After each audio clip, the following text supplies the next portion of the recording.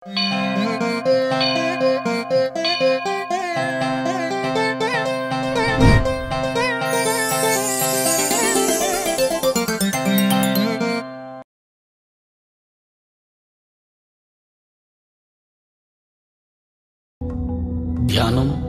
ధ్యానానుభవాల పరంపరే ఈ ఆధ్యాత్మిక సత్యం. సంపూర్ణ ప్రశాంతతతో చూడండి, కేవలం సాక్షిగా చూడండి, పూర్తిగా మమేకమవ్వండి. దేన్ని అన్వయించకండి.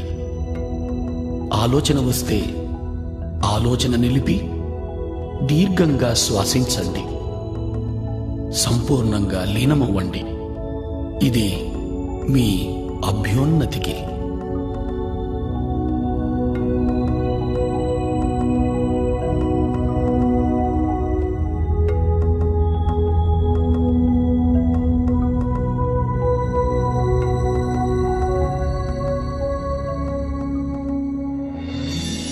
ఈ మహావిశ్వంలో మన ఉనికి అణుమాత్రమే.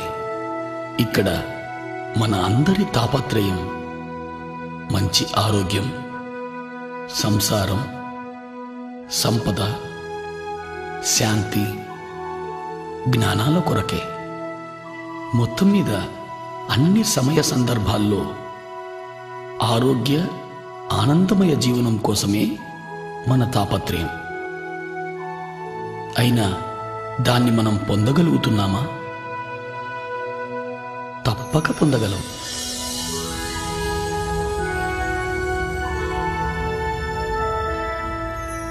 విశ్వశక్తిని, ఆత్మజ్ఞానాన్ని అర్థం చేసుకున్నప్పుడు మాత్రమే అది సాధ్యమవుతుంది.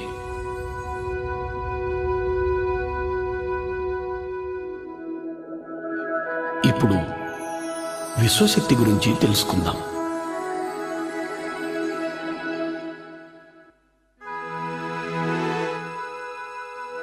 ఈ మహావిశ్వమంతా వ్యాపించి ఉన్నదే విశ్వశక్తి. విశ్వంలోని గ్రహాలు, మనుషులు, చెట్లు, అణువులు సమస్థితిలో ఉంచగలిగేదే విశ్వశక్తి.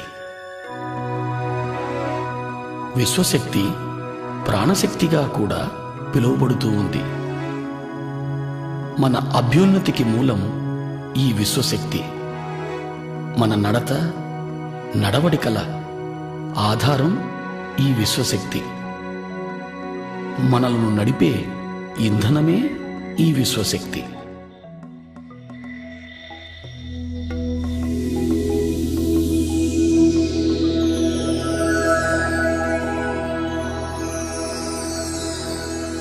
నిద్రలోనూ సంపూర్ణ నిశ్శబ్దంలోనూ మనం కొద్దిగా ఈ విశ్వశక్తిని పొందుతున్నాం.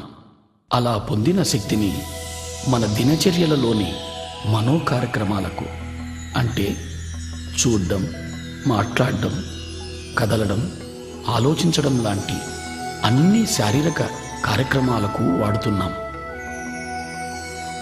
నిద్రలో పొందే ఈ పరిమిత శక్తి మన అన్ని పనులకు సరిపడదు. అందుకే నీరసం, నిస్సత్తువ, ఆతురత, మానసిక ఒత్తిడి, నిస్పృహ, తద్వారా అన్ని రకాల మానసిక, శారీరక రుగ్మతలు వస్తున్నాయి. వీటి నుంచి విముక్తి పొందడానికి ఏకైక మార్గం అత్యధికంగా విశ్వశక్తిని పొందడం. అధిక విశ్వశక్తిని పొందే ఏకైక మార్గం ధ్యానం. అధికంగా విశ్వశక్తిని పొందడం ద్వారా ఆరోగ్యమయ, ఆనందమయ జీవితాన్ని గడపగలుగుతాం. మనమున్న స్థితిలో సంపూర్ణంగా ఇమడగలుగుతాం. ఉన్న స్థితిని సంపూర్ణంగా అర్థం చేసుకోగలుగుతాం. ఉన్న స్థితిలో జ్ఞానాన్ని పొందగలుగుతాం. చివరకు ఆత్మోన్నతికి కూడా ఈ విశ్వశక్తే దోహదం చేస్తుంది. అధికంగా విశ్వశక్తిని పొందే మార్గం ధ్యానం.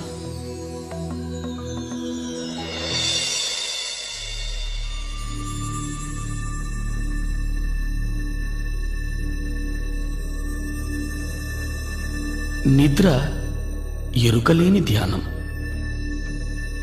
ధ్యానం ఎరుకతో నిద్ర. నిద్రలో పరిమిత శక్తిని పొందుతాం, ధ్యానంలో అపరిమితంగా శక్తిని పొందుతాం.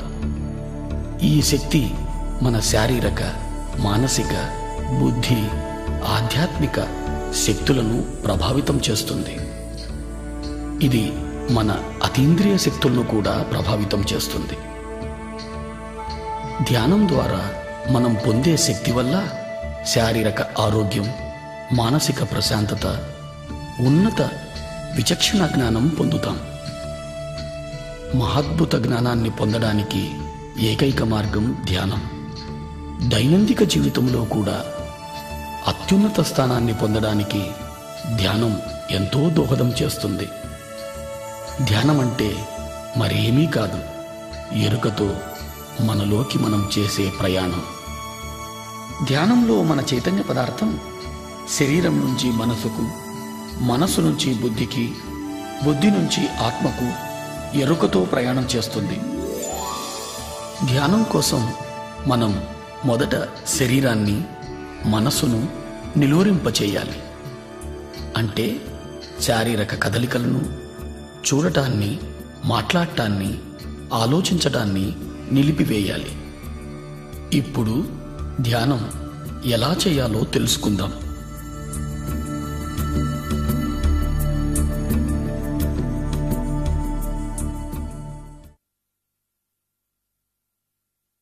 ధ్యానానికి ముఖ్యమైనది ఆసనం. స్థిరమైన, సుఖమైన ఏదైనా ఒక ఆసనాన్ని ఎంచుకోవాలి. నేల మీద కానీ మరే ఇతర కుర్చీలు, బల్లలు లాంటి వాటి మీద కూర్చొని కూడా చేయవచ్చు. ధ్యానం ఏ సమయంలోనైనా చేయవచ్చు. ముఖ్యమైనది అనుకూలంగా ఉండగలిగే స్థలమై ఉండాలి. హాయిగా కూర్చొని కాళ్ళు రెండు ఒకదానితో ఒకటి చేర్చి, చేతి వేళ్లల్లో వేళ్లుంచి, కళ్ళు మూసుకొని లోపల కానీ బయట కానీ ఏ శబ్దమూ చేయకుండా, ఏ మంత్రమూ జపించకుండా శరీరాన్ని పూర్తిగా తేలిక చేయాలి.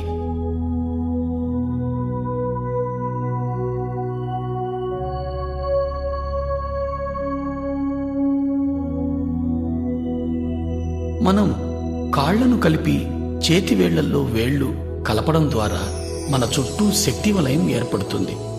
మన ఆసనములో స్థిరత్వాన్ని పెంచుతుంది. కళ్ళు మనోద్వారాలు కాబట్టి కళ్ళు రెండూ మూసుకోవాలి.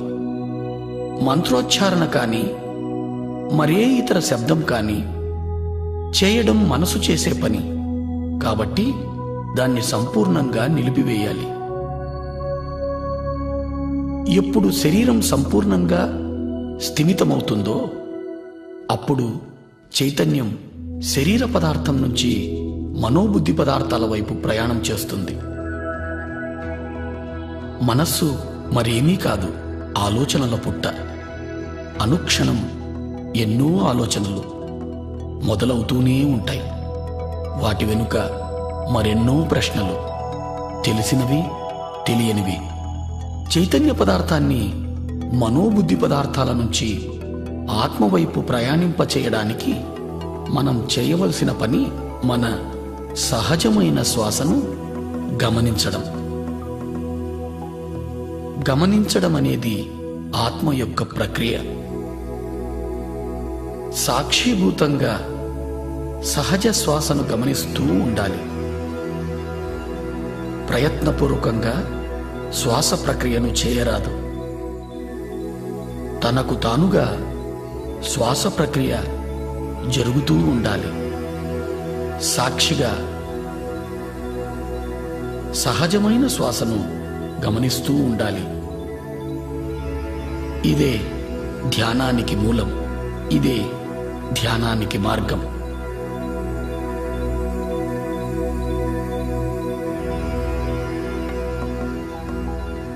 ఆలోచనల వెంట పోరాదు. ప్రశ్నలలో చిక్కుకోరాదు. ఆలోచనలను తుంచి ధ్యాసను శ్వాస వైపు మరల్చాలి. సహజమైన శ్వాసను మాత్రమే గమనిస్తూ ఉండాలి. పూర్తిగా శ్వాసతోనే ఉండాలి. అప్పుడు ఆలోచనల సాంద్రత క్రమంగా తగ్గడం మొదలవుతుంది. క్రమంగా శ్వాస పరిమాణం కూడా పలుచబడుతూ చిన్నదవుతూ వస్తుంది.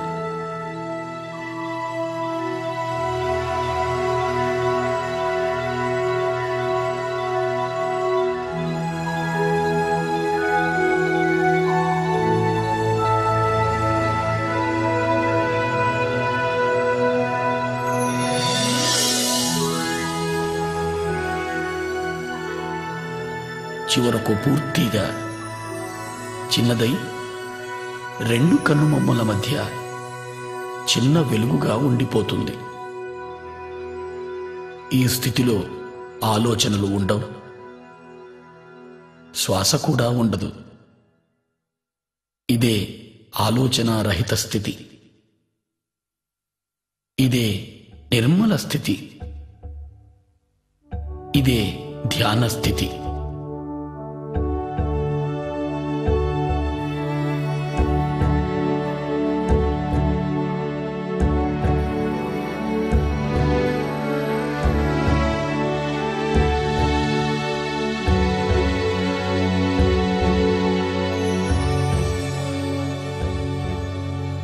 ఈ స్థితిలోనే విశ్వశక్తి మనలోకి ప్రవహించడం మొదలవుతుంది. ఎప్పుడైతే మనం అధికంగా ధ్యానం చేస్తామో అధికంగా విశ్వశక్తిని పొందడం జరుగుతుంది.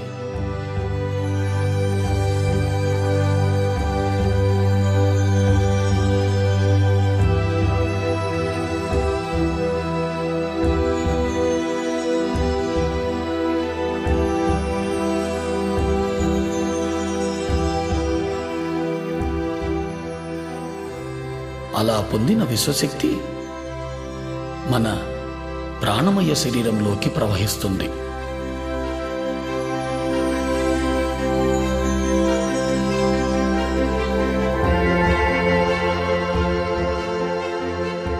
ప్రాణమయ శరీరం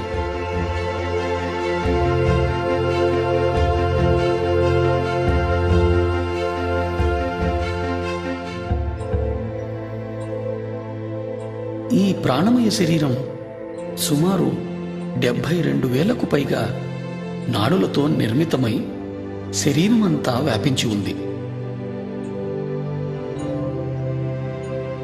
ఈ నాడులన్నీ తలపై మధ్య భాగం నుంచి మొదలవుతాయి.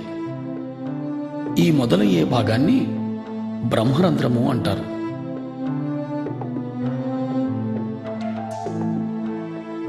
ఈ నాడులన్నీ తలపై భాగంలో ఉన్న బ్రహ్మరంధ్రం నుంచి ప్రారంభమై దేహమంతా చెట్ల వేర్లలా వ్యాపించి ఉన్నాయి.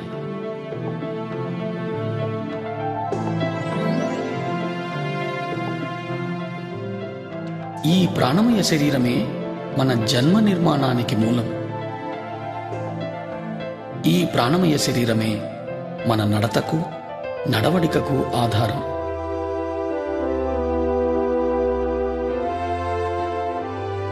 మన ప్రాణమయ శరీరం విశ్వశక్తిని నిద్రలోనూ ధ్యానంలోనూ పొందుతూ ఉంటుంది. ఇలా పొందిన విశ్వశక్తిని మన శరీరము, మనసు, బుద్ధి చేసే పనులకు వాడుతూ ఉన్నాం. అనగా శారీరక ప్రక్రియలు, చూడడం, మాట్లాడడం, ఆలోచించడం మొదలైనవి.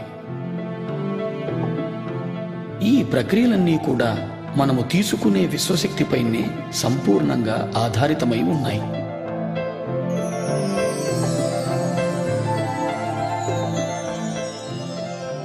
మనలోకి ప్రవహించే విశ్వశక్తి సంపూర్ణంగా మన ఆలోచనలపైనే ఆధారితమై ఉంది.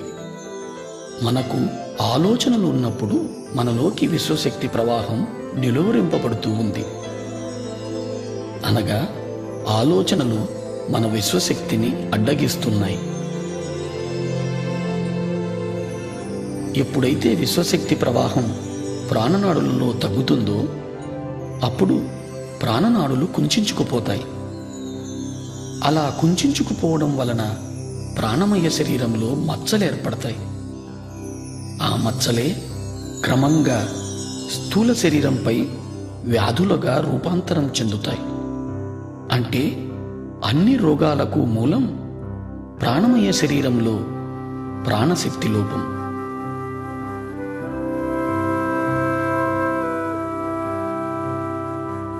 ధ్యానంలో మనము అపారమైన విశ్వశక్తిని పొందుతాం.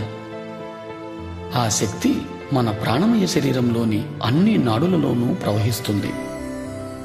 ఎప్పుడైతే ఈ విశ్వశక్తి మన నాడులలో ప్రవహిస్తుందో ఆ ప్రవాహపు తీవ్రతకు నాడులలో ఉన్న అడ్డంకులన్నీ తొలగిపోయి మచ్చలన్నీ మాసిపోతాయి.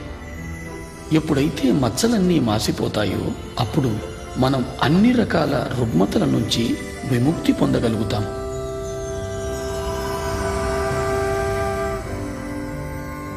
ఎప్పుడు ఈ విశ్వశక్తి మన బ్రహ్మరంధ్రం గుండా ప్రవహించడం మొదలవుతుందో తలభాగం భారంగా ఉన్నట్లు అనిపిస్తుంది, లేదా శరీరం అంతా కూడా భారంగా అనిపించవచ్చు.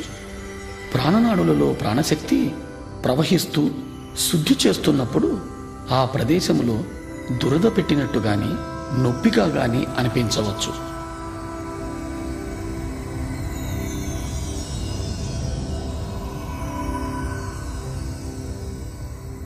ఈ నొప్పులన్నింటికీ ఎలాంటి మందులు వాడనవసరం లేదు.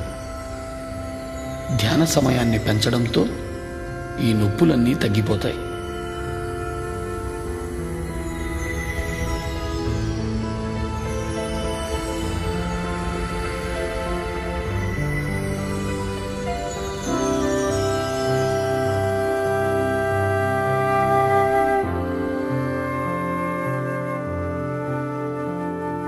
అత్యధికంగా విశ్వశక్తిని పొందడం ద్వారా మనం అన్ని రకాలైన శారీరక మానసిక రుగ్మతల నుంచి విముక్తి పొందగలుగుతాం.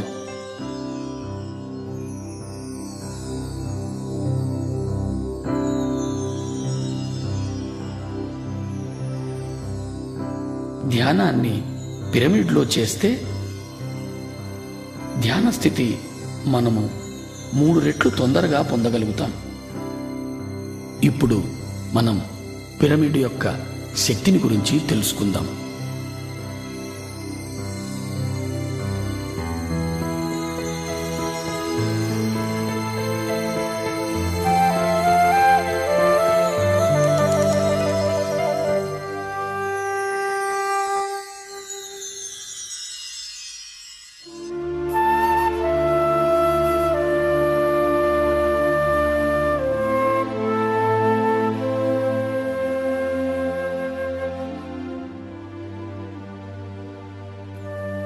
ఈ పృథ్వీపైన అత్యధికంగా విశ్వశక్తిని పొందే ఏకైక కట్టడం పిరమిడ్. 52 డిగ్రీలు 51 నిమిషాల కోణంలో ఇది నిర్మితమై ఉంది. ఈ కోణం వల్లనే పిరమిడ్ అత్యధికంగా విశ్వశక్తిని పొందగలుగుతోంది. పిరమిడ్ని ఏ పదార్థంతోనైనా నిర్మించవచ్చు. పదార్థాల వల్ల పిరమిడ్ పొందే విశ్వశక్తిలో ఏ మార్పు రాదు. పిరమిడ్ని అన్ని దిక్కులకు సమంగా ఉంచాలి. అంటే తూర్పు, పడమర, ఉత్తరం, దక్షిణం అన్ని వైపులకు.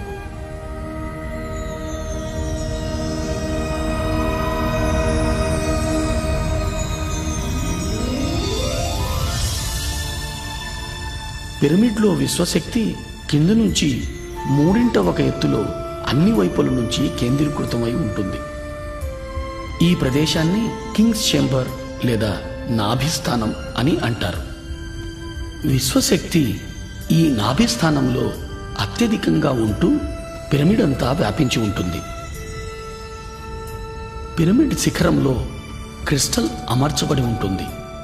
ఆ క్రిస్టల్ విశ్వశక్తిని రెట్టింపు చేస్తూ పిరమిడ్ అన్ని వైపులకు సమంగా వ్యాపింపచేస్తుంది. పిరమిడ్లో నిర్మల స్థితి లేదా ఆలోచన రహిత స్థితి 3 రెట్లు తొందరగా పొందగలుగుతాం.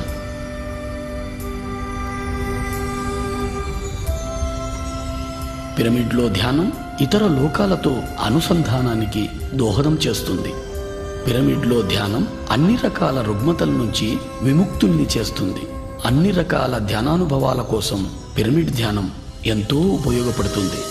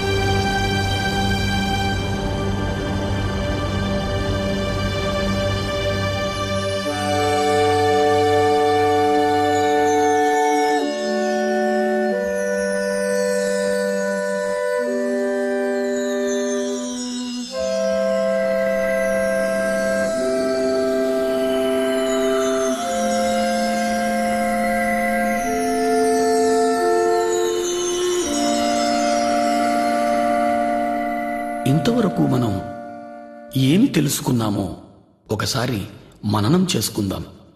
ధ్యానం చైతన్య పదార్థం ఆత్మవైపు చేసే ప్రయాణం. దాని కొరకు శరీరాన్ని, మనసును, బుద్ధిని దాటాల్సి ఉంటుంది. స్థిర సుఖ ఆసనాన్ని ఎంచుకోవడం ద్వారా శారీరక విశ్రాంతిని పొంది తద్వారా చైతన్య పదార్థం మనోబుద్ధి పదార్థాల వైపు ప్రయాణిస్తుంది. మన సహజ శ్వాసను గమనించడం ద్వారా మనోబుద్ధి పదార్థాల నుంచి ఆత్మవైపు ప్రయాణం చేస్తుంది. ఎప్పుడైతే మనం శరీరము, మనస్సు, బుద్ధి పదార్థాలను దాటుతున్నామో అప్పుడు మనలోకి విశ్వశక్తి ప్రవహిస్తుంది. విశ్వశక్తి ప్రవాహం వలన ప్రాణనాడులు శుద్ధిగా వింపబడుతున్నాయి. ఏ ఔషధము లేకుండా ఆరోగ్యవంతమైన జీవితాన్ని పొందగలుగుతున్నాం. మానసిక ఒత్తిడి, మనస్సు సంబంధమైన అన్ని రకాలైన సమస్యల నుంచి విముక్తి పొందగలుగుతున్నాం. మరింత అధికంగా ధ్యానం చేయడం ద్వారా మనస్సు అధిక ప్రశాంతతను పొంది ఉత్తమ జ్ఞాపక శక్తిని పొందగలుగుతున్నాం. ధ్యానం అధికంగా చేయడం ద్వారా మన అవగాహన శక్తి పెరుగుతుంది. తద్వారా పరస్పర సంబంధాలు మెరుగవుతున్నాయి. ధ్యానం సంసార జీవితంలో సుఖం, సంతోషాలను పెంచుతూ ఉంది. మనస్సు నిలకడగా ఉంటూ ఆరోగ్యకరమైన, ఆనందకరమైన జీవితాన్ని అనుక్షణం పొందగలుగుతాం. ధ్యానం ద్వారా మనము అన్ని రకాలైన సమస్యల నుంచి పరిష్కారం పొందగలుగుతాం. ధ్యానంలో అన్ని ఉన్నత స్థితులు పొందడం కోసం మనం క్రమం తప్పకుండా ప్రతిరోజు ధ్యానం చేయాలి. ధ్యానం ఏ స్థలంలోనైనా చేయవచ్చు, ఏ సమయంలోనైనా చేయవచ్చు. ప్రయాణ సమయంలో కూడా ధ్యానం చేయవచ్చు. ఒక్కసారి ధ్యానానికి కూర్చుంటే కనీసం మన వయస్సు ఎంతనో అన్ని నిమిషాల సేపు ధ్యానం ఆచరించాలి. అంటే 30 సంవత్సరాల వారు 30 నిమిషాల సేపు ధ్యానం చెయ్యాలి.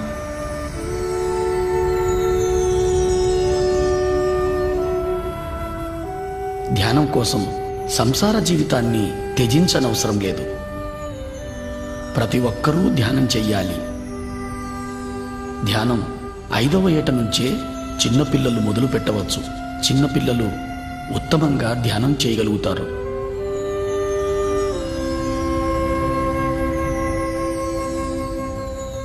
ధ్యానం నేర్వడం కోసం ఏ గురువు కోసము వెతకనవసరం లేదు. మన గురువు మనలోనే ఉన్నాడు. మన శ్వాసే మన గురువు. ఇది ప్రతి ఒక్కరికి వర్తిస్తుంది.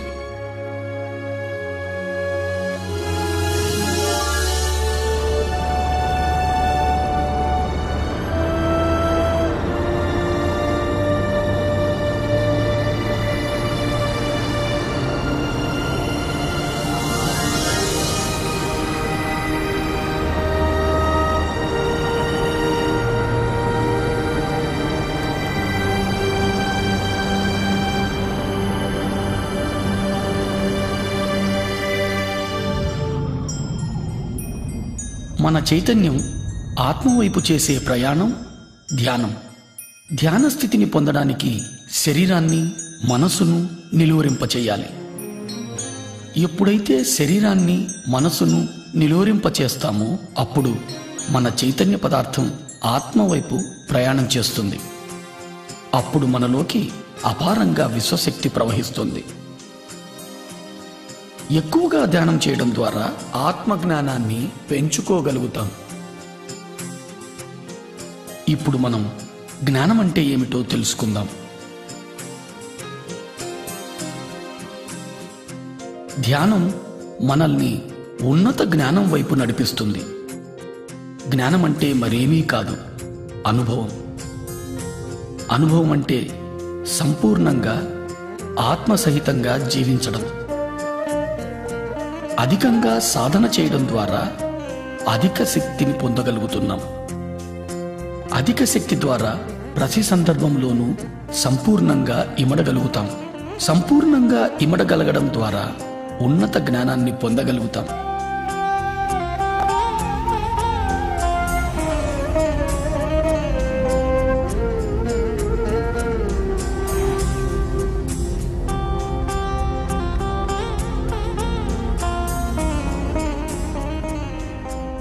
జ్ఞానం ద్వారా ఉన్నతమైన అవగాహన శక్తిని పెంపొందించుకోగలుగుతాం. తద్వారా ముక్తిని సాధించగలుగుతాం. ఈ ఉన్నత అవగాహన శక్తి ద్వారా మనం శరీరం మాత్రమే కాదు, అద్భుతమైన జీవులని తెలుసుకుంటాం. మనమున్న ప్రతి స్థితి మనకు అవగతమవుతూ ఉంటుంది. ప్రతి స్థితి అవగతం అవడం ద్వారా అన్ని రకాల సమస్యల నుంచి అతి సునాయాసంగా బయటపడగలుగుతాం. ఉన్నత జ్ఞానము, ఉన్నత శక్తి మన చైతన్యపు ఉన్నతికి దోహదం చేస్తుంది. ఈ ఉన్నతి కోసమే పృథ్వీపైకి మన ప్రయాణం. ఉన్నత జ్ఞానము ఉన్నత ఇంద్రియాలైన దివ్యచక్షువు, సూక్ష్మ శరీరాల ద్వారా పొందుతాం.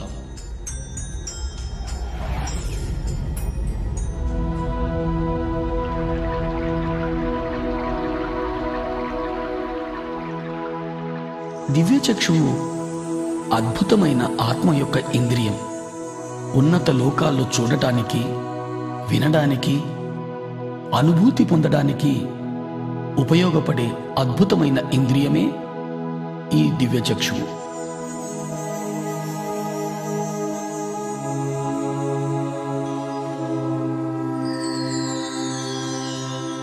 అత్యధికంగా ధ్యాన సాధన ద్వారా అధికంగా విశ్వశక్తిని గ్రహించడం జరుగుతుంది. అధికంగా పొందిన విశ్వశక్తి మనలో దివ్యచక్షువును ఉత్తేజితం చేస్తుంది. ధ్యానికి ఇదో అద్భుతమైన అనుభవం.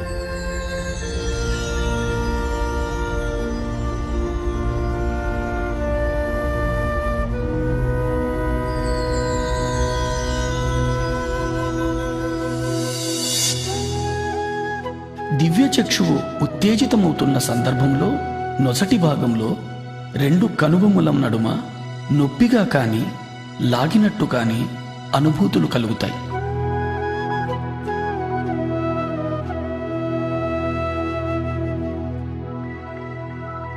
రకరకాల వర్ణాలు మన చుట్టూ పరిభ్రమిస్తున్నట్టు తెలుస్తుంది.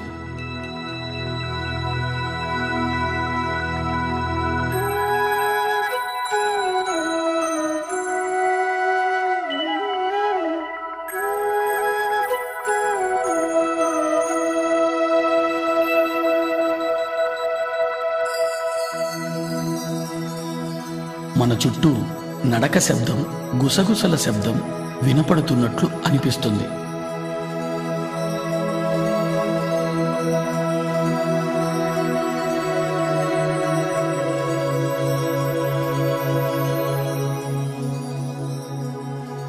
మనం ఓ పెద్ద చీకటి సొరంగంలో ప్రయాణిస్తున్న అనుభూతి కలుగుతుంది.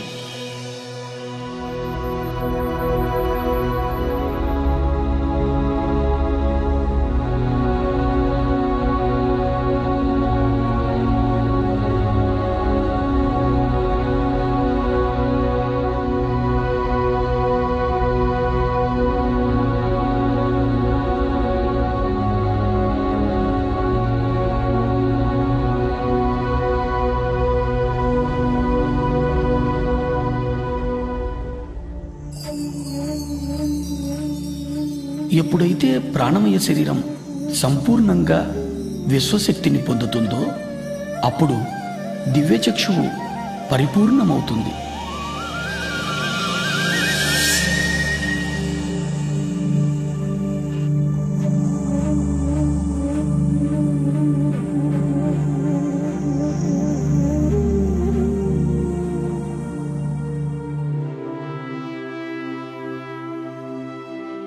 దివ్యచక్షువు పరిపూర్ణం పొందిన తరువాత మనం సుస్పష్టమైన దృశ్యాలను ఈ లోకానికి ఇతర లోకానికి చెందినవి చూడగలుగుతాం. ఈ పరిపూర్ణత వలన ప్రతి దృశ్యము సాధారణ కళ్ళ కంటే కూడా ఎంతో స్పష్టంగా చూడగలుగుతాం.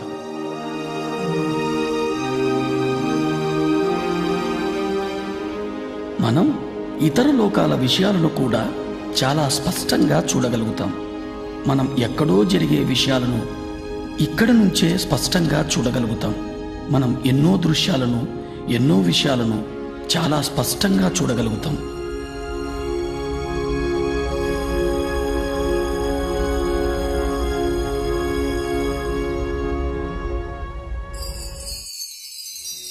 ఎన్నో రకాల శబ్ద తరంగాలను అంతరంగంలో వినగలుగుతాం.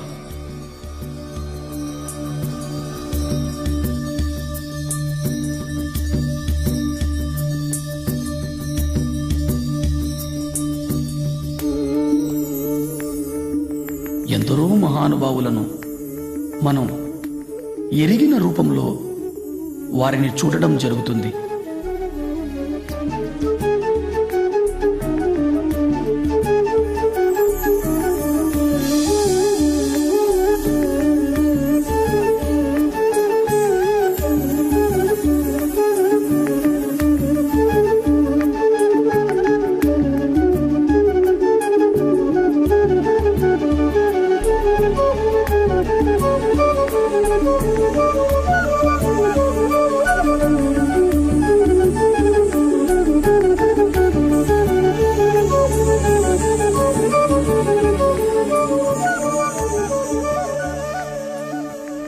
ఇంకా అధికంగా ధ్యానం చేయడం ద్వారా వ్యక్తి రూపంగా కనిపించే మహానుభావులు జ్యోతి రూపంలో కనిపించడం జరుగుతుంది. జ్యోతి రూపంలో కనిపించినా అది ఏ మహానుభావునికి సంబంధించిందో మనం స్పష్టంగా తెలుసుకోగలుగుతాం. మహానుభావుల నుంచి సందేశాలు వినగలుగుతాం.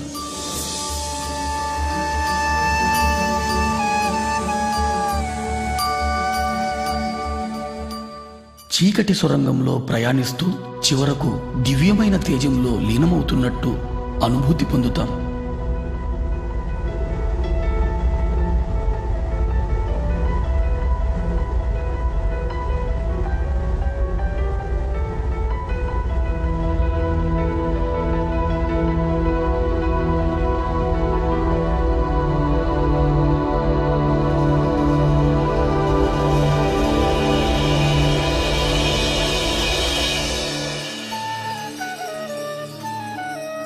మహానుభావుల సందేశాల ద్వారా ఇతర లోకాల వాస్తవాలను చూడడం ద్వారా అంతరంగంలో ఏర్పడే అనుభూతుల ద్వారా మనం మన సమస్యలన్నిటికీ పరిష్కార మార్గాన్ని పొందగలుగుతాం.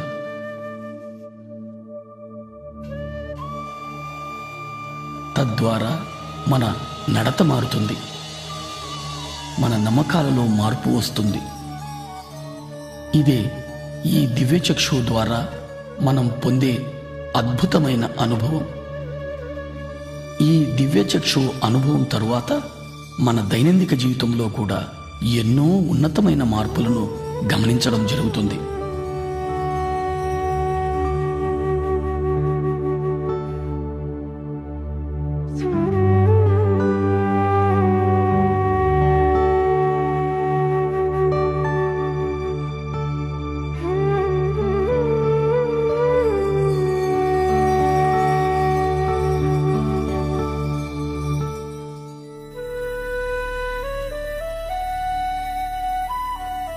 ఆత్మ యొక్క మరో ఇంద్రియమే ఈ సూక్ష్మ శరీరం.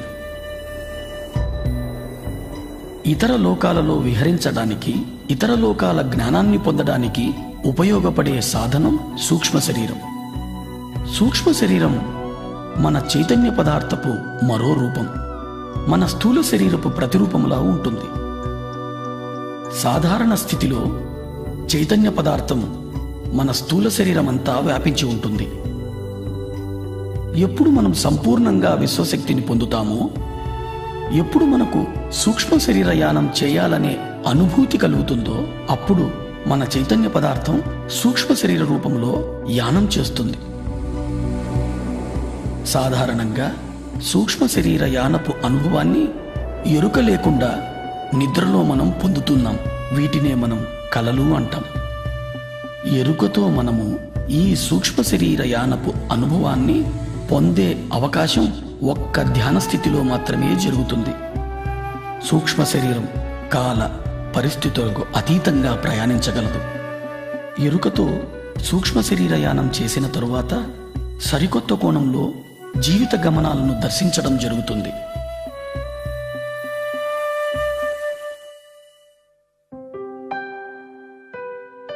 ధ్యానంలో అత్యధికంగా విశ్వశక్తిని పొందినప్పుడు శరీరమంతా వ్యాపించి ఉన్న చైతన్య పదార్థం ఒక కేంద్రం వైపు ప్రయాణించడం జరుగుతుంది. చైతన్య పదార్థం కేంద్రం వైపు ప్రయాణించేటప్పుడు స్థూల శరీరంలో కదలికలు ఏర్పడతాయి.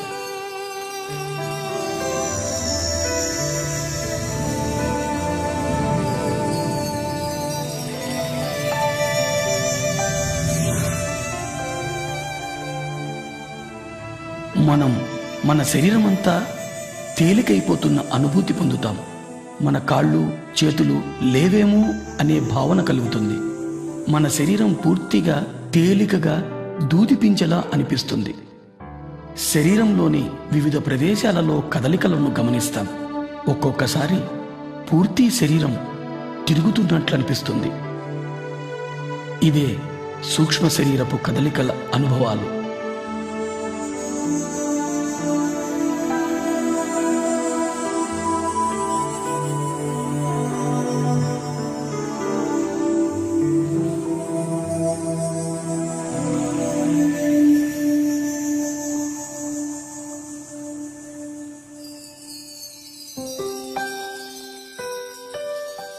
తీవ్ర ధ్యాన సాధన చేయడం ద్వారా అత్యధిక విశ్వశక్తిని పొందడం జరుగుతుంది.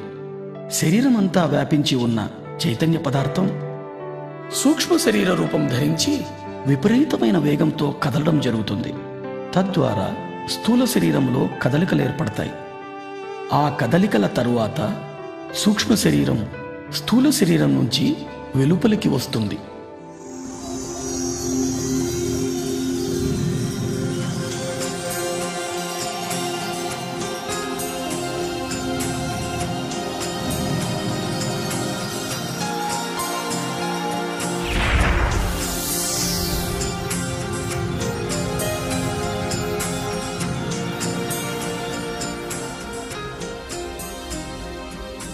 అలా వెలుపలికి వచ్చిన సూక్ష్మ శరీరానికి స్థూల శరీరానికి మధ్య తెల్లటి వెండి తీగ లాంటి పదార్థం అనుసంధానమై ఉంటుంది. దీనినే సిల్వర్ కార్డ్, పాశము అంటారు. ఈ సిల్వర్ కార్డ్ అనేది అధిక శక్తితో కదిలే చైతన్య పదార్థమే. ఇది స్థూల శరీరం నుంచి సూక్ష్మ శరీరానికి, సూక్ష్మ శరీరం నుంచి స్థూల శరీరానికి సమాచారాన్ని చేరవేస్తూ ఉంటుంది. సూక్ష్మ శరీర యానం మన చైతన్య పదార్థంతో చేసే ప్రయాణం. ఈ ప్రయాణం అన్ని లోకాలకు చేయవచ్చు. సూక్ష్మ శరీర యానం చేయడం ద్వారా అపారమైన ఆత్మవిజ్ఞానాన్ని పొందుతాం. సూక్ష్మ శరీరం అన్ని రకాలైన పదార్థాల గుండా ప్రయాణించగలుగుతుంది. అంటే భూమి, నీరు, అగ్ని, ఆకాశం, వాయువు.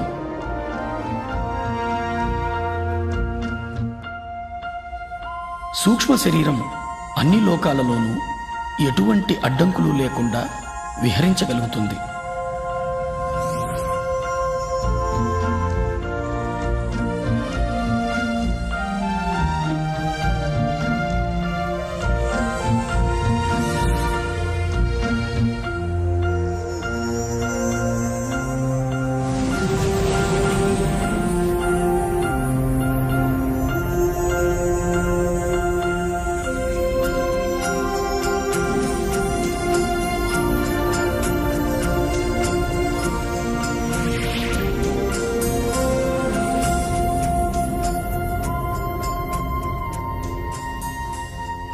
సూక్ష్మ శరీరం బయటకు వచ్చిన తరువాత స్థూల శరీరాన్ని చూడడం జరుగుతుంది. ఇది ఓ మహత్తరమైన అనుభవం.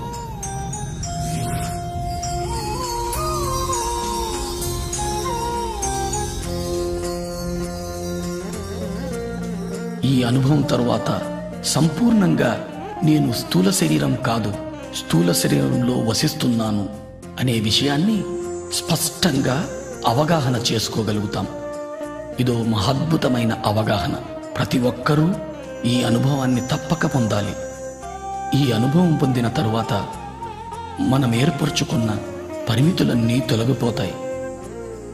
మనము అపరిమితులమని అర్థం చేసుకోగలుగుతాం. ఈ అనుభవం తరువాత నేను అంటే చైతన్య పదార్థం అని స్పష్టంగా అవగతమవుతుంది.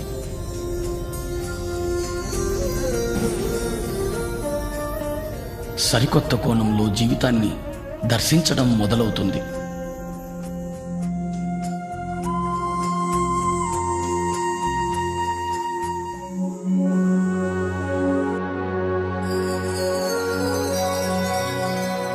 నిర్వాణ.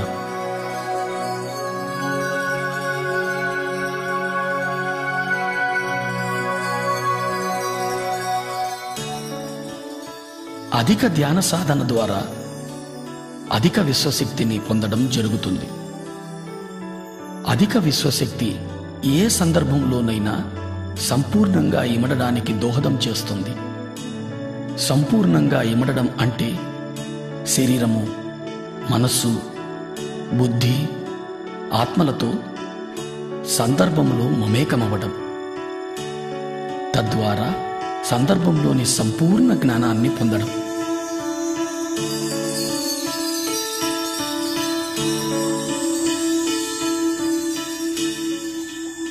సాధారణ వ్యక్తి జీవితంలో అనుభవాలను మాత్రమే పొందుతాడు. అనుభవంలో ఇమిడి ఉన్న జ్ఞానాన్ని అవగతం చేసుకోలేడు. ఎందుకంటే అనుభవాలను స్థూల రూపంలో మాత్రమే చూడగలుగుతాడు. ధ్యాని జీవితానుభవాలను సంపూర్ణంగా అవగతం చేసుకోగలుగుతాడు. ఎందుకంటే ధ్యానికి తెలుసు తాను శరీరం మాత్రమే కాదు, శరీరంలో నివసిస్తున్నాను అని. తనకు తెలుసు జీవితంలో ఏర్పడే అనుభవాలన్నీ కూడా తన ఆత్మోన్నతి కోసమేనని.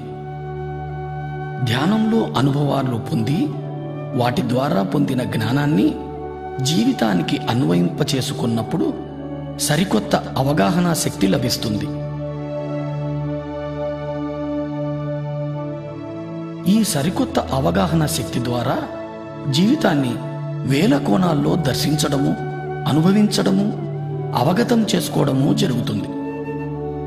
తద్వారా మన అవగాహన శక్తి, మన దృక్పథము, మన జ్ఞానము అన్నీ మరింతగా విస్తారింపబడతాయి. ఇది మన చైతన్య విస్తారానికి దోహదం చేస్తుంది.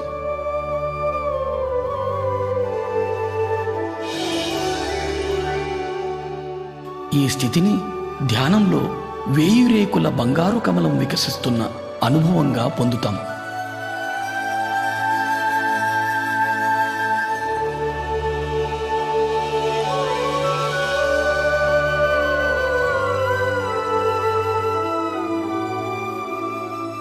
ప్రతి ఒక్క రేకు జీవితపు ఒక సరికొత్త కోణపు అవగాహన.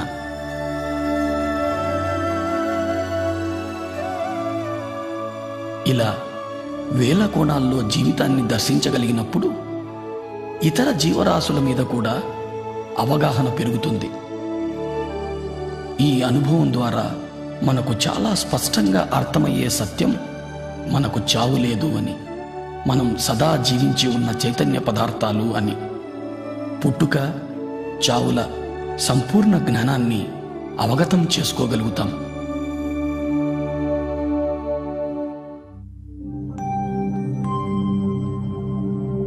జనన మరణాలు.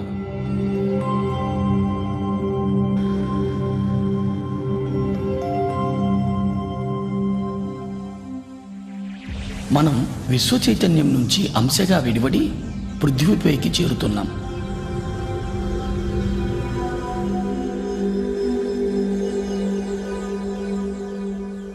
మూలం నుంచి విడివడిన అంశకు ప్రాణమయ శరీరమే ఆధారం. ఈ పృథ్వీపైకి మన రాకకు కారణం రకరకాల అనుభవాల జ్ఞానాన్ని పొందడం కోసమే. దాని కొరకు మనం గర్భాన్ని, తల్లిదండ్రులను, పరిసరాలను, పరిస్థితులను ఎంచుకొని వస్తాం. జన్మ విచారం మొత్తం ఆత్మ ఎరుకలో ఉంటుంది. గర్భాన్ని ఎంచుకున్న తరువాత అంశ గర్భంలో చేరుతుంది. ఎప్పుడైతే అంశ గర్భాన్ని చేరుతుందో గర్భస్థ శిశువుకు ప్రాణం చేకూరుతుంది.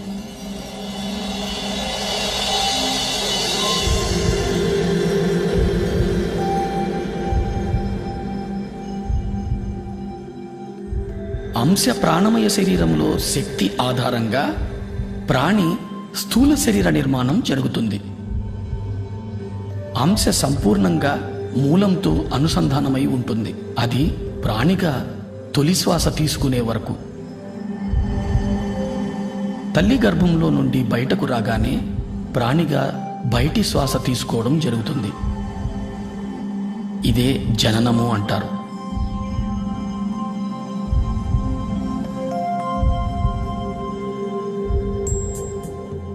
తొలి శ్వాస నుంచి 7వ ఏట వరకు ప్రాణి మూలపు అవగాహన కలిగి ఉంటుంది. మనస్సు నిర్మాణం 7వ ఏట నుంచి మొదలై 14వ ఏటకు పరిపూర్ణమవుతుంది.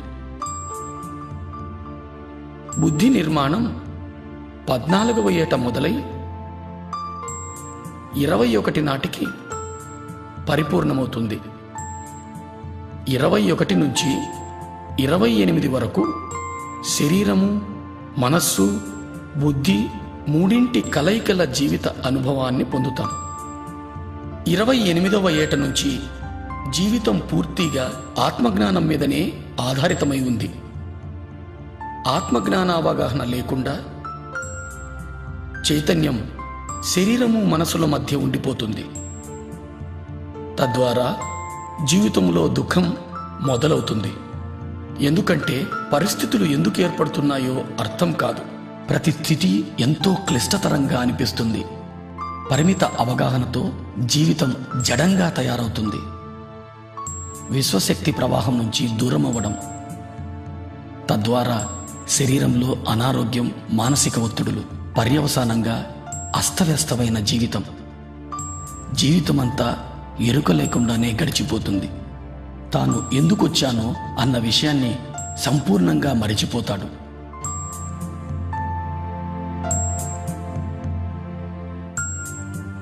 అస్తవ్యస్త అవగాహన మూలంగా యవ్వనం, వృద్ధాప్యం గడిపి చివరకు శరీరం వదిలిపోతాడు.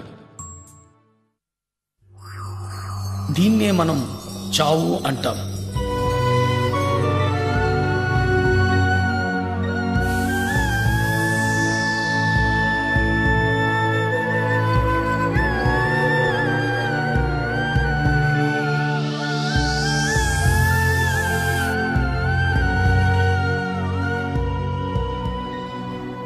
మరణం తరువాత కూడా జడమైన మనస్సు చైతన్యాన్ని మూలానికి చేరనీయదు.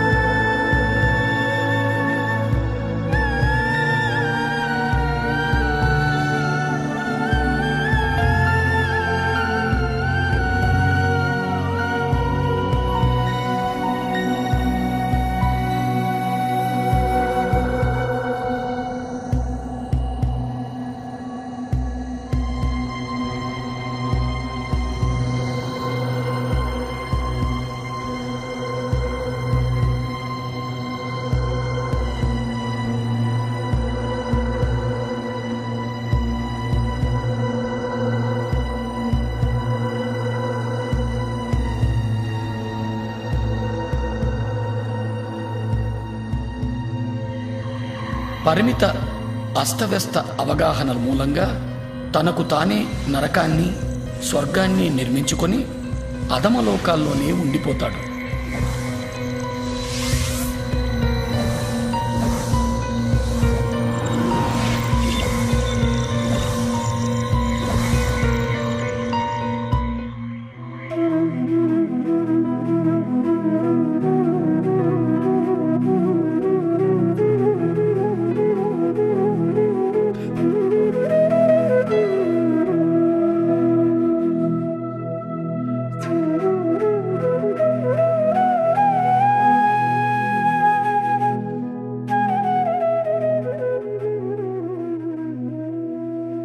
మన చైతన్యాన్ని ఆత్మలో అనుసంధానం చేసి జీవించడం జరుగుతుందో అప్పుడు అన్ని సందర్భాలలోనూ ఆనందమయంగానే జీవించడం జరుగుతుంది.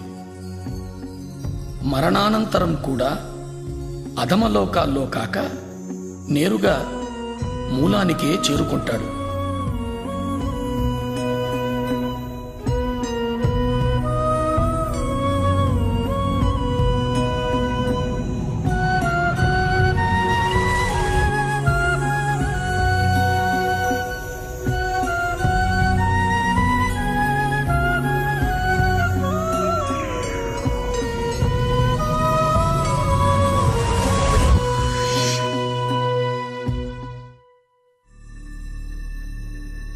దివ్యచక్షువు సూక్ష్మ శరీరయాన అనుభవాల ద్వారా, జనన మరణ అవగాహనల ద్వారా శరీరము, మనస్సు, బుద్ధి, ఆత్మ, చైతన్య పదార్థము, విశ్వశక్తుల సంపూర్ణ అవగాహన ఏర్పడుతుంది.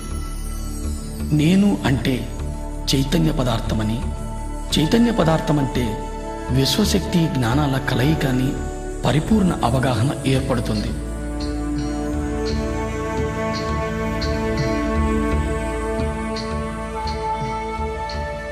ఈ అవగాహనతో జీవితాన్ని సాగించగలిగినప్పుడు ఇతర లోకాల నిర్మాణానికి, ఈ మహావిశ్వ నిర్మాణానికి సంబంధించిన జ్ఞానం పొందడం జరుగుతుంది.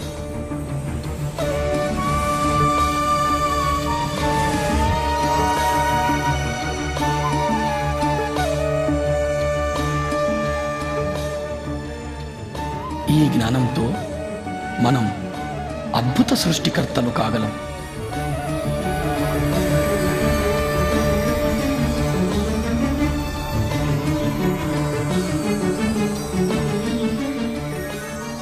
అప్పుడు